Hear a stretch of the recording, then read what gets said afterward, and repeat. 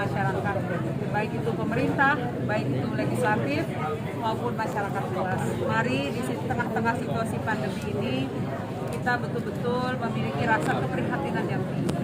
Kita tidak boleh, saya dan Pak Wakil tidak pernah membatasi siapapun untuk mengkritisi apa yang kami kerjakan dan apa yang kami lakukan. Tetapi saya berharap setiap kritikan itu harus didasari dengan bukti dan data-data yang baik. Jadi Bapak Ibu, dalam anggaran awal di 2020 memang itu terprogram 50 M. Tapi dalam perubahan anggaran itu dipangkas menjadi 19 M. Kemudian terrealisasi sampai dengan akhir tahun itu 15 M 912 M. Dan itu bisa dicek nanti teman-teman wartawan bisa mengecek di bagian keuangan, kemudian semuanya terperinci penggunaannya baik untuk rumah sakit dan dinkes, kemudian juga oleh Dinas Sosial untuk program JPS 5. Itu semua program terdata dan saya berharap Bapak Ibu sekalian agar kita sama-sama memberikan pembelajaran yang baik kepada masyarakat. Kita boleh mengkritisi tetapi tidak boleh memfitnah. Jadi sekali lagi, pemerintahan Dinda Dahlan tidak membatasi siapapun untuk mengkritisi, termasuk juga mungkin pihak-pihak manapun yang ingin melaporkan sebagai juga bentuk pengawasan kepada kami yang sedang melakukan. Tetapi sekali lagi, hari ini kami sedang mengawali di periode ini.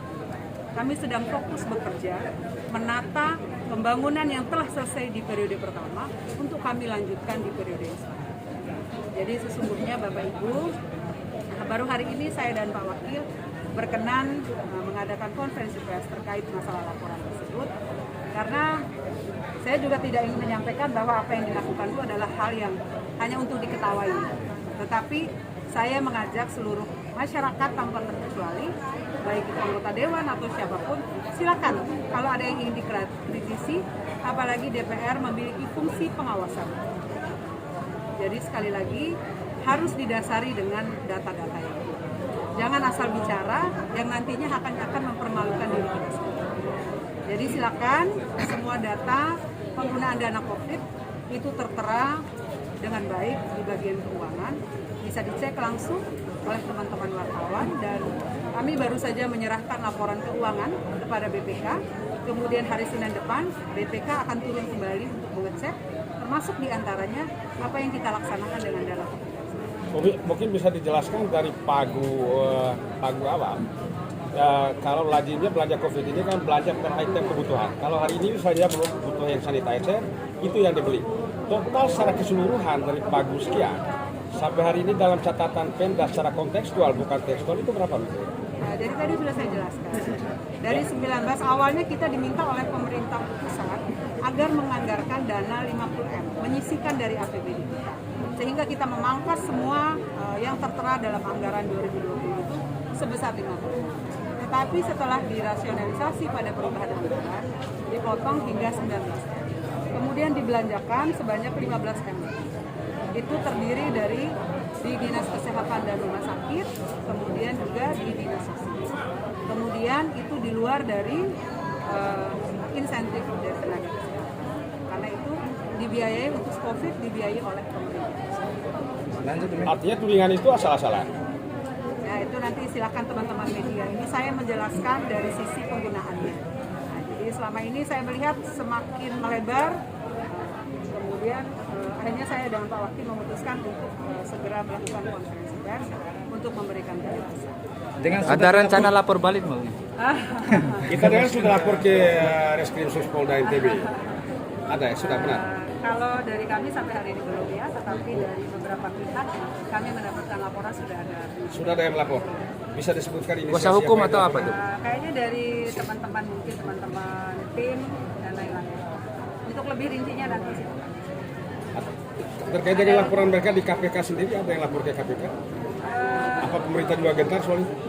Saya sekali lagi Bapak Ibu, dalam hal ini bukan karena kita merasa benar atau salah, tetapi kita menghormati setiap proses hukum yang dilaksanakan oleh seseorang. Tetapi tugas kami pemerintah adalah menjelaskan apa yang sudah kami kerjakan dan kami laksanakan.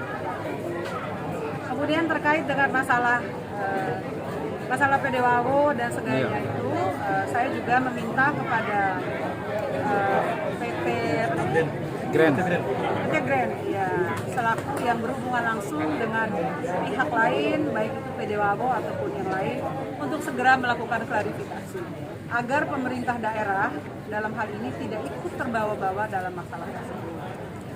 Saya dan Pak Wakil baik secara pribadi maupun secara kepemerintahan belum pernah bertemu dengan pihak PT Grand, apalagi melakukan kerjasama dan sebagainya. Jadi saya harapkan agar berita ini berimbang, silakan PT Grand yang merasa dirugikan untuk melaporkan agar nanti bisa kita buktikan bersama siapa yang melakukan kesalahan, siapa yang menyebabkan kerugian dan sebagainya. Artinya pemerintah daerah ingin mendorong pihak PT Grand untuk Ya, melaporkan saya ini. persilakan. Dalam rangka Baik mengungkap itu melaporkan PD Wabo Kamui ataupun oknum yang bekerja di dalamnya, agar semuanya transparan sehingga pemerintah masyarakat bisa mengetahui masalah yang sesungguhnya. Saya berharap tidak ada pihak manapun yang ingin memanfaatkan berbagai permasalahan yang terjadi sebagai ruang untuk mengaktualisasi diri. Saya harapkan mari kita berikan pencerahan yang baik kepada masyarakat. Artinya pemerintahan IDP Dahlan tidak pernah gentar dengan adanya 2 laporan ini ya? Oh iya sih, selama kita tidak berbuat salah, jangan hanya 2, lebih dari itu pun kita akan ada. Tapi tadi ada yang menarik, jangankan bertemu, kenal saja PT Grand, Ya, sama saya sekali tidak. kenal sama sekali ya. Tidak, sama sekali. Lalu kemudian ada yang mengkaitkan, lagi-lagi bahwa ini sebuah fitnah. Ya silakan nanti PT Grand kan bisa menjelaskan ya. Sebaiknya teman-teman juga mengkonfirmasi kepada PT Grand, mungkin oknum yang di dalamnya. Mungkin Pak Wakil mungkin ada ide. Satu lagi, ini yang paling esensi, masyarakat nampaknya sudah terlalu risih dengan beragam dinamika yang kurang lazim di medsos. Tapi pemerintah justru melakukan pembiaran. Kenapa tidak dilakukan terapi misalnya? Saya rasa yang utama sebenarnya adalah mengingatkan kepada masyarakat. Nah, melaporkan 1-2 orang mungkin hanya memberikan efek jerah pada yang bersangkutan. Tapi sesungguhnya memberikan terus, tidak pernah putus-putus, menyampaikan agar mereka itu memanfaatkan media sosial dengan baik. Jadi jangan media sosial itu dijadikan ajang untuk memfitnah orang, menyampaikan hal yang tidak benar, tapi ambil sisi positif. Agar media sosial itu berguna untuk mendekatkan hubungan silaturahim, kemudian menyampaikan hal-hal atau program-program pemerintah. Atau mungkin ketegasan mereka, kita anggap ketegasan dalam tanda petik itu merupakan refleksi bagian dari sakitnya masa lalu mereka. Bisa dikategorikan seperti itu. Tolong dicatat. Jadi saya ingin menyampaikan ya, hari ini sudah tidak ada lagi orang IDP Dahlan atau orang pihak.